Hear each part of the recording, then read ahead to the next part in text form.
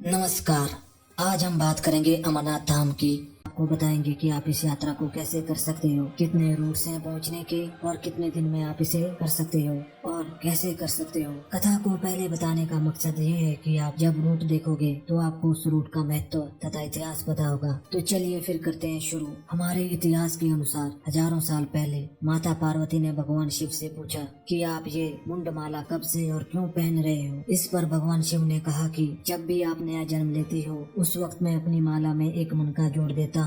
इस पर माता पार्वती ने कहा, ऐसा क्यों है कि आप अजर अमर हैं, लेकिन मुझे हर जन्म के बाद नया स्वरूप लेकर जीवन चक्र में आना पड़ता है और बरसों तक तप करके आपको प्राप्त करना पड़ता है। जब मुझे हर जन्म में आपको ही पाना है तो मेरी इतनी कठिन परीक्षा क्यों लेते हो आप, और आपके अजर और अमर होने का क्या रहस्य है। पहले तो भगवान शिव ने एक आदर्श पति की तरह पत्नी के सवालों का उत्तर देना उचित नहीं समझा, पर अंत में पत्नी हट के चलते ये कोड रहस्य माता पार्वती को बताने के लिए तैयार हो गए।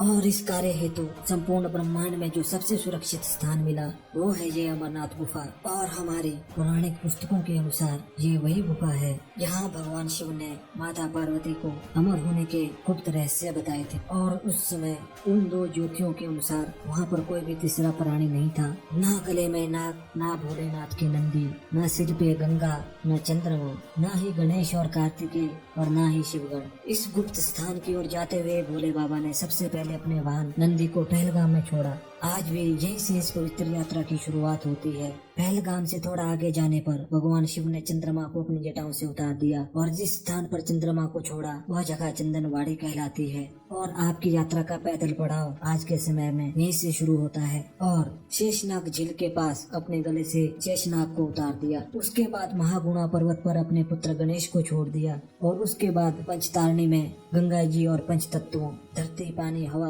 अग्नि और आकाश को छोड़ दिया। इन सब को पीछे छोड़ने के बाद भगवान शिव ने माता पार्वती के साथ गुफा में प्रवेश किया। कोई भी प्राणी यानी जीव जंतु पशु पक्षी गुफा के अंदर घुसकर कथा न सुन ले, इसलिए महादेव ने चारों तरफ काल अग्नि प्रज्वलित की और आदेश दिया कि अंदर और बाहर कोई भी प्राणी हो तो उसे जलाकर भस्म कर दो। ऐसा कहकर भोलेनाथ समाधि में बैठ गए और माता पार्वती से कहा कि आप बीच बीच में ओंकार भरती रहना ताकि मुझे पता चल सके कि आप कथा सुन रही हो और ये कथा मैं अनवरत सुनाता रहूं। पर बीच कथा में माता पार्वती को नींद आ गई और विधि का विधान तो देखो कि वहाँ पर दो कबूतर पहले से मौजूद थे और माता पार्वती के सोने पर बीच बीच में गूं गूं की आवाज कर रहे थे और भगवान शिव भी अपनी कथा निरंतर सुनाते रहे। जब कथा समाप्त हुई तो भगवान शिव ने देखा कि माता पार्वती तो सो रही हैं। फिर उन्हें ध्यान आया कि कथा के बीच में ये गूं गूं कौन कर रहा था। तब उनकी नजर उन कबूतरों पर पड़ी और फिर वो बहुत क्रोधित हुए। भगवान शिव के क्रोध को देखकर दोनों कबूतर भगवान शिव के चरणों में गिर गए और क्षमा मांगने लगे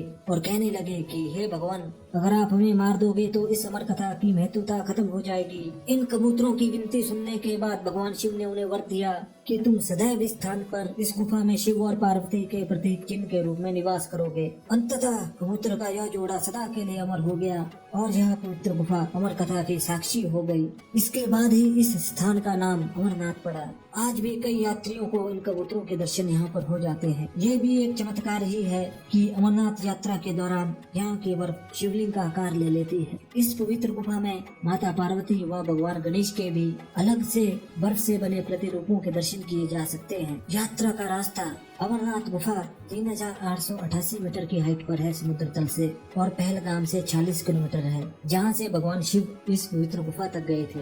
और इस पवित्र गुफा तक पहुँचने का दूसरा रास्ता सोनमर्ग के समीप बालताल से शुरू होता है। यहाँ से इसकी यात्रा लगभग 14 किलोमीटर की है। तो चलिए फिर समझते हैं इस यात्रा के पहले रूट को। इस यात्रा का पहला पड़ाव है पहलगाम, जो श्रीनगर से 90 किलोमीटर और जम्मू से लगभग 300 किलोमीटर है। इसके बाद आप गाड़ी के थ्रू ही पहुँचेंगे चंदनवाड़ी। ये पहलगाम से लगभग 16 किलोमीटर है और यहीं से अमरनाथ बाबा की पैदल यात्रा शुरू होती है। आपकी पहली रात्रि का विश्राम भी यहीं पर होगा। आपका अगला दिन शुरू होगा चंदनवाड़ी से। आज आप जाएंगे शेषनाग। यह मार्ग खड़ी चढ़ाई वाला और खतरनाक है और यहीं से पिस्सू घाटी के भी दर्शन होते हैं। आज का आपका रात्रि ठहराव यहीं पर होगा।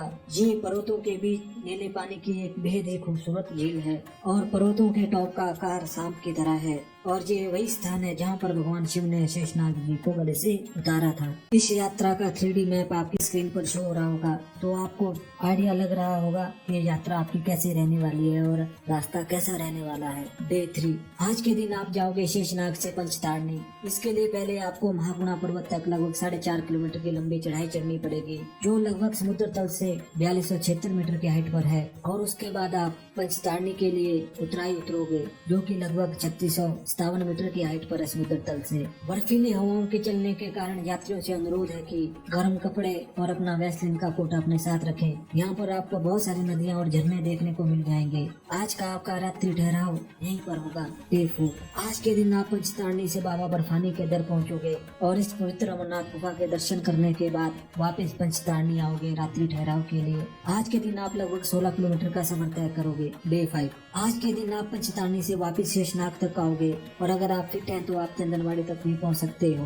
आप अपनी इस यात्रा के 5वें या 6ठे दिन वापस चंदनवाड़ी पहुंच सकते हो और वहां से आप अपनी आगामी योजना के अनुसार यात्रा को जारी रख सकते हो। इस यात्रा को करने का दूसरा रास्ता है सोनमर्ग के समीप बालताल से। बालताल पहुंचने के लिए आपको पहले जम्मू होते हुए श्रीनगर आना होगा और फिर श्रीनगर से सोनमर्ग होते हुए बालताल पहुंचना होगा। बालताल सोनमर्ग से लगभग 13 किलोमीटर है, श्रीनगर से 92 किलोमीटर है और जम्मू से लगभग 337 किलोमीटर है। बालताल से अमरनाथ गुफा की यात्रा 14 किलोमीटर की है। ये एक कड़ी चढ़ाई वाला ट्रैक है और पूरी तरह से फिट लोगों को ही यहाँ से जाना चाहिए।